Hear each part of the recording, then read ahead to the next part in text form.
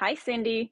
I'm so excited to get you started with your first 6 weeks of workouts. So, workout number one, we're just going to dive right in because I gave you a lot of info in the email.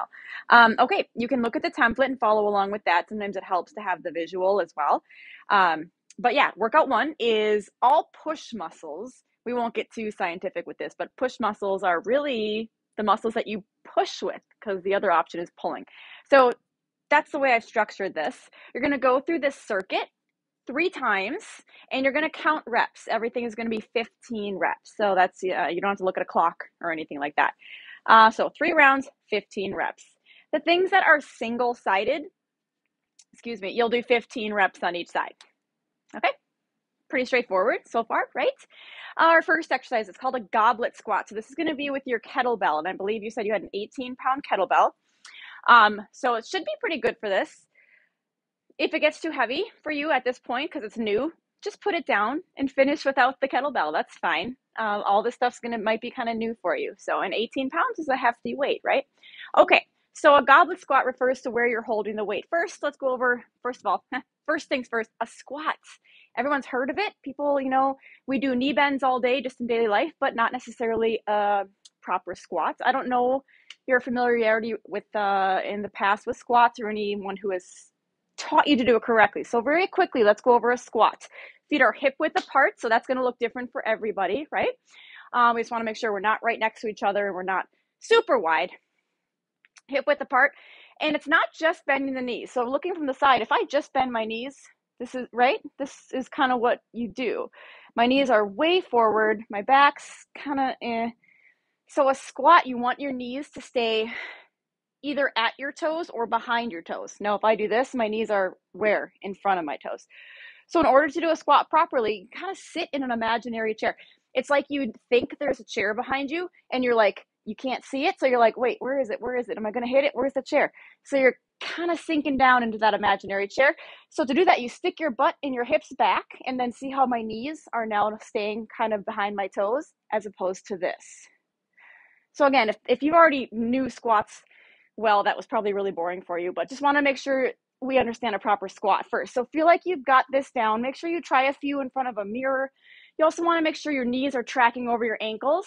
By that, I mean they're not going out and they're not caving in. A couple things to keep in mind. Okay, let's do the actual goblet squat. You hold your kettlebell like this. I like to kind of rest the handle in my thumb part of my hand here. Some people prefer to do it bell up.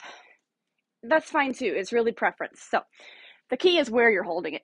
You're holding it in front of your chest, but not against your chest. So don't let it rest on your body.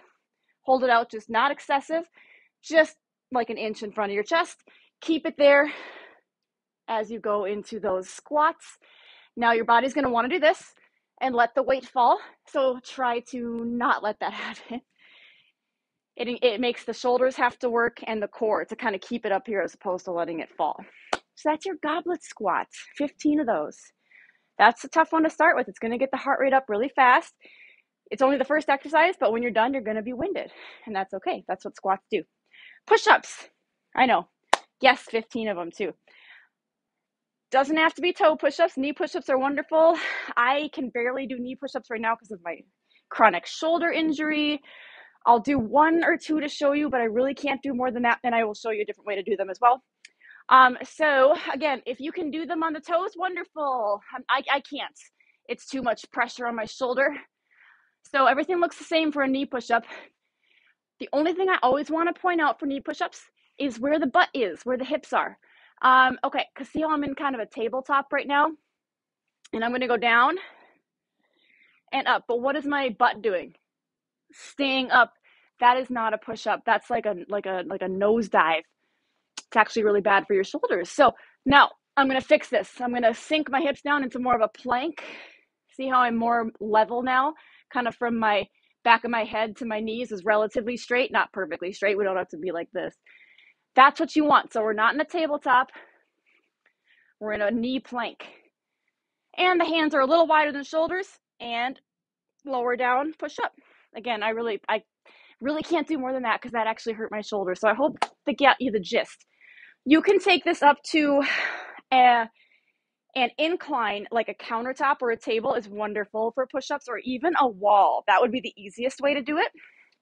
So let me kind of turn to my wall. So hands on a wall, feet, legs back, and you simply lower yourself to the wall, push up. Okay, pretty straightforward, right? And again, if you do it on a table or something, an incline, you're pushing up, lowering yourself to the table, pushing away. There's so many ways we can do push-ups. 15 is a lot. If you're doing them on the floor, toes or knees, feel free to do like 5 and then stop and shake it out and then do 5 more. You can break up the 15. It doesn't have to be cranking them out nonstop. So push-ups. Half kneel overhead press is our next one. You'll probably want one of your 5-pound weights for this. Well, I mean, you don't have other weights, but I'm going to show you later a way to double up your weights if you need to. But for this, shoulders tend to be naturally just a weaker area for everybody. Even bodybuilders, their shoulders are going to be maybe their weaker area. So anyway, that's why I'm saying a 5 is probably plenty for this. Now we're adding a half kneel body position, which is this: one knee on the floor, one knee up.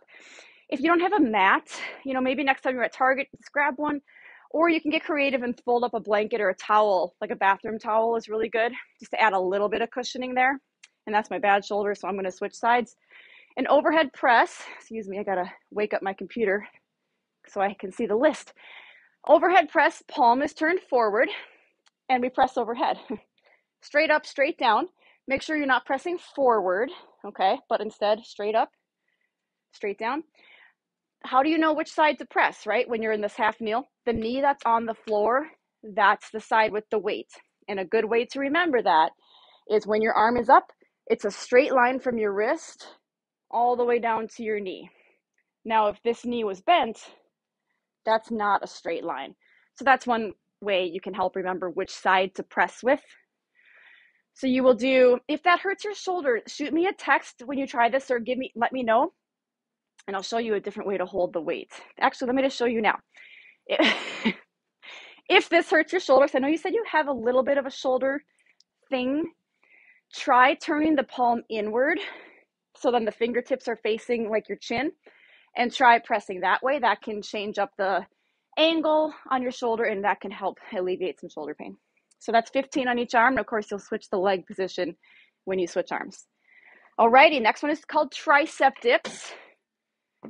You will need a chair or something for this, coffee table, something low. Do not recommend a wheelie chair like I have. It's literally the only chair besides my high bar stools for my kitchen that I have. So I'm stuck with this to show you, but I don't recommend it. Triceps, back of the arms. So you sit on your chair, or again, your coffee table, whatever's kind of lower like this. Place your hands kind of, mine's chair is not very wide, but you want your hands forward so your fingers are kind of wrapping around the front of the chair. You're going to step your butt off the chair. Keep your knees nice and bent. We're going to bend at the elbows, dipping the hips down, and then straighten the elbows until the arms are straight, coming back up. You have the legs to kind of help you a little bit, so that's nice. Now, if you want to make it more advanced, you straighten out the legs a little more, and that makes it harder. Okay? And you can just plop back when you're done. Again, those are really hard. It's very isolated, and triceps are another small, kind of weaker muscle. So, do 5, then stop and shake it out. Do 5 more. Again, you can break up the reps like that. Okay, next one. Wasn't sure if you got a band. I know we talked about it, so I did put a band exercise in here. If you order it from Amazon, it'll be there in like a day or two, so you'll have it soon. I like this Spry brand, and you'll get the one that's medium resistance. I have a small light resistance because I just have it at home for some physical therapy, but get whatever's medium resistance. Okay, to do this, you step on it. You want to make sure it's in the arch of your shoe just so it locks it in really well. And start with the feet together. Little bit of tension on the band. You don't have to bring it way up here, but you just don't want it like loose. So little tension, and we take a controlled step right, controlled step left, and we continue like that. Notice how I'll show you from the side. I'm keeping my knees slightly bent. That's not to make it like a squat or anything. It's strictly for balance and safety of the knee. Meaning you don't take steps with your knees locked in straight, right? You just don't do that. So soft bend in the knees. For this one, the count is going to be each side. So, you'll go 1, 1, 2, 2, 3, 3, and so on for your 15 reps on each side. Single arm chest press. Now this is one, start with the 5, just because it's probably new and this is a weaker area for women. Typically chest muscles tend to be a weaker area for women. Hate saying stuff like that because it's not to be sexist. It's just kind of the truth. We can build up the strength, don't get me wrong. But anyway, so start with the 5. I'll show you how to double that up. If you want, eventually over the 6 weeks, you feel like you're getting stronger and you need a little more weight. Okay, so you lay on your back with your knees bent. Got the weight in, what did I say, single arm? Yeah, got the weight in one hand. Gonna put your elbow out just a little bit, not straight out to the side. Kind of go straight out first, and then kind of dip it down just a little. Palm is facing forward, so palm is kind of, fingernails are kind of facing your knee. And we press up, but slightly in. I don't know if you can see that angle. There we go. Up and slightly in. So the dumbbell kind of ends right over that side of your chest. We don't just go straight up because that keeps it out like this, and then you're putting strain on your shoulders. So we bring it up and slightly in. It really should feel natural. Don't overthink it and think you have to come way over here. So we just lower it down slowly, press it up, and you'll do 15 on each side. Now, if that's too light or eventually becomes too light, this isn't ideal. So if you feel like getting like a 10-pound weight at Walmart or Target, go ahead. But you might have small hands like me. I don't really know, but that makes this harder. You can double up your, see how I put them both in my hand? Again, not ideal, but it works. So now we're pressing 10 pounds. So only do that if you feel like you have a really good grip. I don't want to pressure you into doing something you don't feel like you have a good grip and maybe one slips. I don't want that. But that is an option. Last one, Cindy. We're going to do, okay, you do have to do one timed exercise. I lied a little bit. You needed to have your phone handy for a stopwatch for one thing, and it is a 30-second plank. I think you've probably heard of planks just because most people have heard of them. Doesn't mean everyone's done them. You're going to be on your elbows or your forearms and your toes or your knees. So if you're on toes, you want the, if you're on toes, you want the hips level. So what I mean by that is we don't want the hips way up here, which is what our body kind of wants to do because it's easier. So be honest with yourself on that. So hips are about level to the floor, but not sinking down. And we really just hold this for 30 seconds. Now, if you're going to do a knee plank, same thing as kind of with the push-ups earlier. Keep the hips level. See how my hips are level? Don't turn it into a tabletop with the hips way up here because that's not engaging your core then. So toes like this, knees like this. So you'll, yes, so that is our push day, workout number 1 for the week. Go through that for 3 times and take notes. You can print out the little template I gave you. That's kind of nice to take notes on things, maybe so you don't have to watch this video every time.